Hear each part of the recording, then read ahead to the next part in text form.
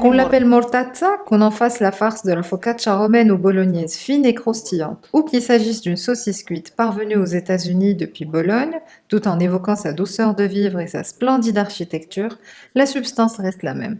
La mortadelle est l'une des charcuteries italiennes les plus connues et les plus appréciées dans le monde entier. Outre son goût particulier, son image de produit simple et bon marché a aussi contribué à la renommée qu'elle s'est taillée au fil des années, une sorte de fast-food ante litteram à l'italienne.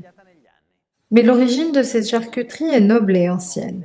Le premier à en parler et à en décrire les ingrédients et les étapes en détail fut Cristoforo di Messisbugo, cuisinier à la cour de la famille d'Este de Ferrare.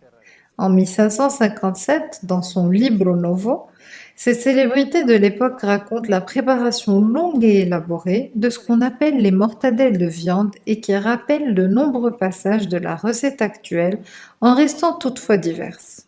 La mortadelle classique, protégée par la présidence Slow Food, peut être produite exclusivement dans la ville de Bologne et dans certaines communes de la Haute-Ferrare.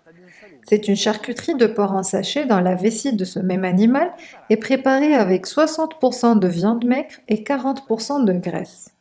Les parties utilisées sont l'épaule, la viande de bajou, le jambon frais, la gorge, les tripes et les lards finement hachés de manière à obtenir un mélange assaisonné, selon le charcutier, avec des épices que sont normalement le sel, le poivre noir en grains, le poivre blanc moulu, le massis, la coriandre et la pulpe d'ail écrasée. La pistache parfois présente n'est pas incluse dans la version protégée par le Présidium. La cuisson de la mortadelle est lente et se fait au four à une température comprise entre 75 et 77 degrés Celsius. La mortadelle, en plus d'être la farce par excellence du pain et de la focaccia, est aussi un des ingrédients fondamentaux d'un autre symbole de la capitale émilienne, le tortellino. Même si ces pâtes farcies de la taille d'un nombril de fille, et on débat depuis des siècles sur l'identité de cette jeune femme, ont autant de formes que le nombre de familles de Bologne et de Modène, l'autre ville qui en revendique l'origine, tous s'accordent par contre pour avoir la mortadelle parmi les composants de la garniture, aux côtés de la longe de porc, du parmesan, du jambon cru et des œufs. Les tortellini sont une préparation qui demande patience et dévouement, mais une fois dans l'assiette, ils donnent une grande satisfaction à ceux qui les ont préparés et à leurs invités.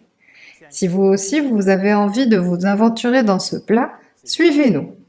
Alors, il faut d'abord préparer le bouillon. Dans une grande marmite, mettez un filet de bœuf, la moitié d'une poule et la moitié d'un chapon, un oignon, une carotte et une branche de céleri. Laissez mijoter pendant au moins 3 heures en écumant continuellement la surface. Pendant ce temps, hachez la viande de la garniture, la mortadelle, l'échine et le jambon cru, puis ajoutez un œuf, du parmesan, du sel, du poivre et un peu de noix de muscade. Vous devriez obtenir une consistance douce et facile à travailler. C'est au tour de la pâte maintenant.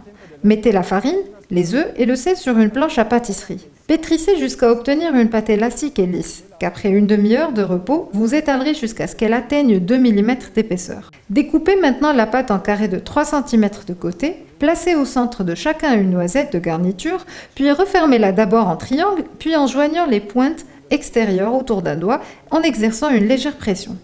Filtrez le bouillon et après l'avoir porté à ébullition, mettez-y les tortellini et faites-les cuire quelques minutes. Complétez le plat avec du parmesan.